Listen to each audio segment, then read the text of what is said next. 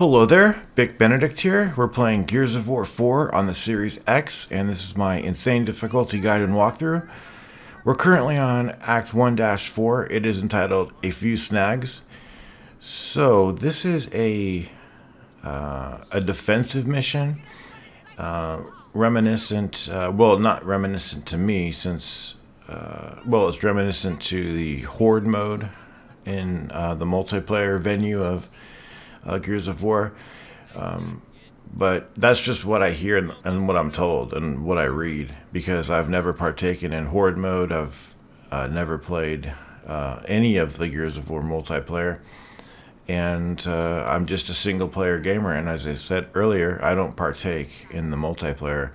I'm just apathetic to it, indifferent, and just plain old not interested in it. Anyway, you're going to be placing the fabricator thusly, and when you are ready, you're going to go back, like behind you, approach the door. One of the best things to have on this is the Retro Lancer. There is a long shot over here, but I think it only has like 3 rounds to it. 8. Okay, I sometimes you get random numbers. I was playing a chapter called Origins earlier, and sometimes it gave you 3, and sometimes it gave you 6. So I'm gonna pick up a long shot to max out my ammunition for that. And then what I usually do is I put a spike strip here to slow down the enemies, and then I will usually get the turret. And if I don't put it there, I'm probably going to put it over here. Right about there.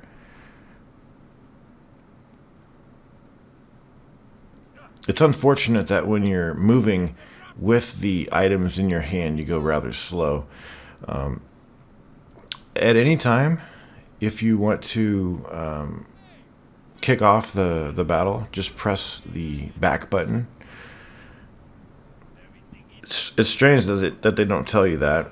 I know most people who've played this game obviously know that, but newcomers would not know that. But then again, I don't recommend jumping into a 4th iteration of a game if you've never played the game itself. But it's your own choice. Your own choice. And again, I can't tell you how important the shot grenades are in melting the robots, and altogether finding like the cheapest price for an item that's so effective. It's incredible. You get 4 shot grenades for a very small cost. It's incredible. But so there are 3 waves on this that get progressively more difficult. Although some people might find the second wave harder, because you do have to deal with 3 guardians, and every time I do this, the guardians get completely up my ass. I think this is the take that happens, but that's not going to be till the next wave. So what I'm doing is I'm headshotting as many of the DBs as I can, and my main deaths here, this took me like 45 minutes. I was like, I had no problems with waves 1 and 2, but then wave 3, I had a big problem with it, and I just had to spend like 45 more minutes on it. Maybe not that much, maybe 30, but still, it was aggravating me to no fucking end. And what was killing me every time was the dead eyes. The guys with the M bars, because they walk around and they're just really obsessed with you and keen on killing you with the M bar. And if you get hit by it, you have no chance of living. You're just completely gone. Start over, new session. So you really have to beware of those dead eyes. It's difficult because it really asks a lot of you in terms of situational awareness, multitasking, dividing one's attention. It is challenging, but fortunately, you do have resources that are going to help you thin the numbers of these enemies. Okay, so there's the first checkpoint. Now we have another chance to put some turrets down if we want to. The spike strip over there looks like it's still intact. That might not have been the best place to... it's very hard to know what would be the best place to put it, but... What am I picking up here? Probably going to pick up some shock grenades. Yeah. They're so helpful. They really are.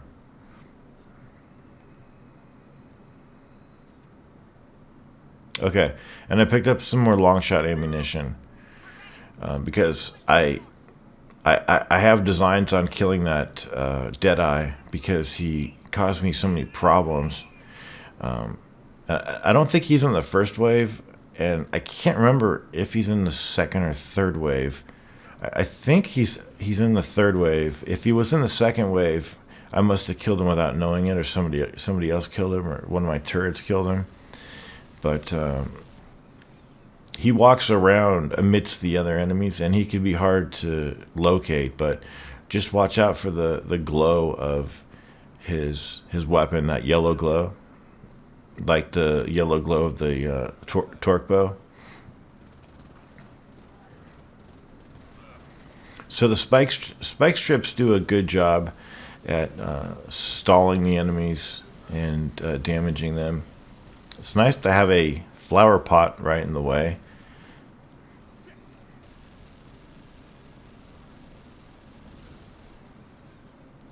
And this is not Gears of War where you have to repair your machines, so don't worry about that. The Guardians themselves, they can be pretty daunting at first, but you really just have to realize that their shields need to be destroyed real quick, and if you don't keep hitting the shield, it won't lose its its efficacy as a shield, so that if you hit it for a while and then you get distracted or you have to run back to cover, it will go back from, say, like red, which is almost ready to hit it off, and then it will go back to blue, meaning you have to start all over. So you really need to get on those. The what's that weapon called? The overkill. It's hard to either recommend that or not, because sometimes enemies will rush you, and sometimes you just really need to stay away from enemies. Did you notice a couple seconds ago there was there's an edit? That's because there was a cutscene of the Guardians coming in. So as you may recall, I don't include cutscenes in walkthroughs. But this is the first one right here, and he's going to be shooting his salvo rockets at you, and you might have a stray tracker or two to deal with, and of course it's lovely to have this statue here right in front of us. But what I would do is I would nail him as much as possible, and then the moment he loses his shield, try to get an active reload with the Retrolancer, because that's going to deal him incredible amount of damage. So make sure you're always going to that infinite stockpile over to the left and maxing out your Retrolancer ammunition. I don't know if it was in Gears of War 5, but I thought that there was a technique in which, and it may have been in Gears of War 5, hell, it could be in this game for all I know. But if you had something like a long shot, and when he spawned, you can hit him in his center eye and instantly kill him and not have to fight him. So we'll see later on in the game how that plays out. But as you can tell now, we have now killed the first Guardian, and now there's two.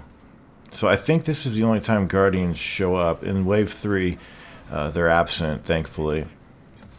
But if this is the take that I'm remembering, these guys come right into my little home over here, my home away from home. And I had, yeah, look at this. This always happens to me. They come right in my zone, right in my fucking space, and I had to play merry-go-round with them, and it's an absolute nightmare. I mean, they. I didn't think they could come back here, but when they started to do this kind of shit, I immediately remembered my last walkthrough and them doing this. So I'm like, oh yeah, I remember now. From way back, they come in here, and I'm getting completely lucky. But this gun is such a good gun for close damage enemies. Again, that the damn thing fell on me, and I almost got killed right there as well. I got a long shot, 6 bullets. Can't complain, I guess. But I was playing. I think it was called Origins. Did I mention that? I was playing Origins from this game's Act 3 dash something. It was Gears of War 4, and it's later in the game. It's called Origins, and there's a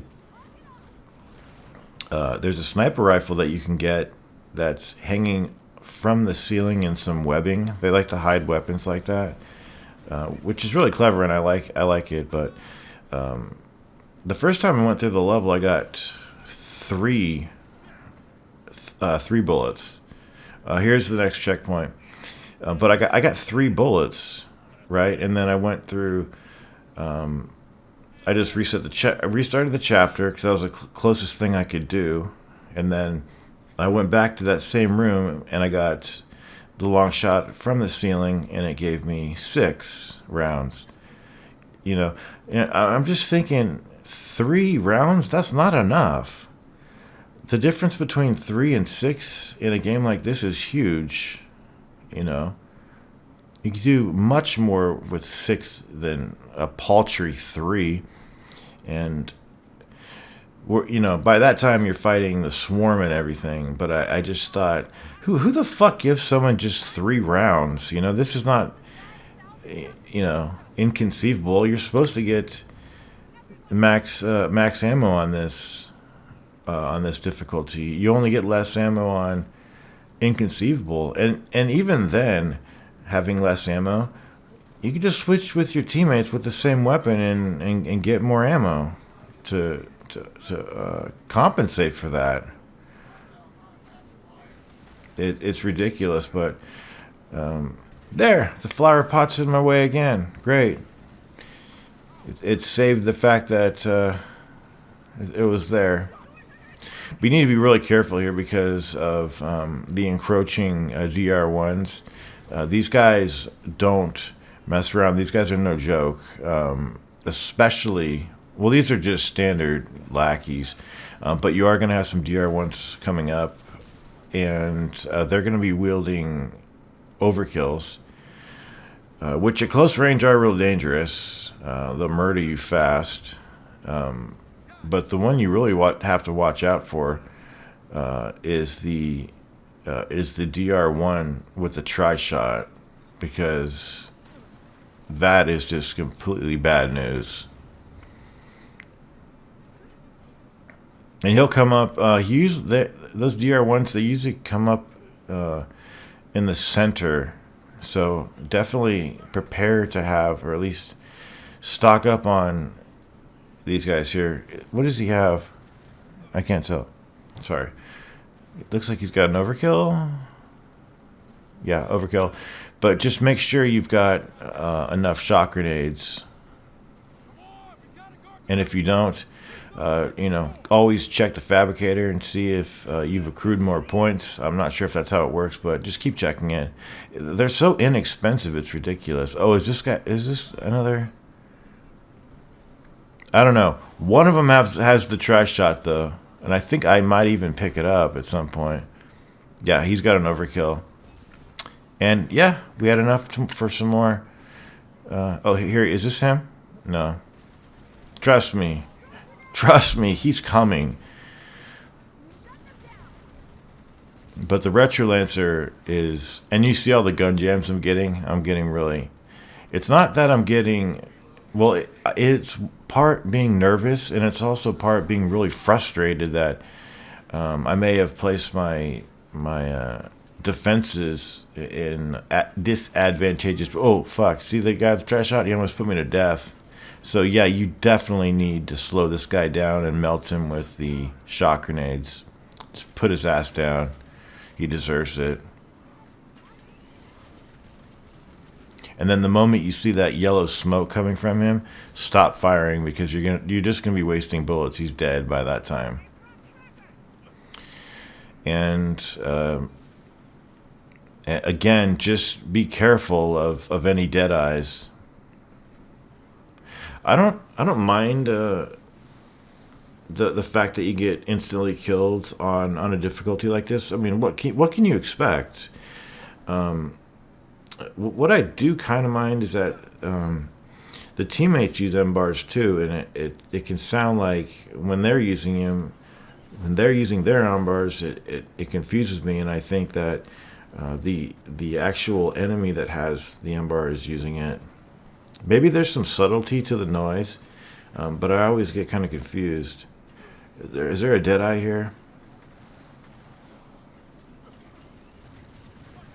No. But there's another heavy over here. Oh. What's this guy got? Another tri shot, guys. Two guys with tri shots. Be real careful. Oh, I didn't know there were more Guardians.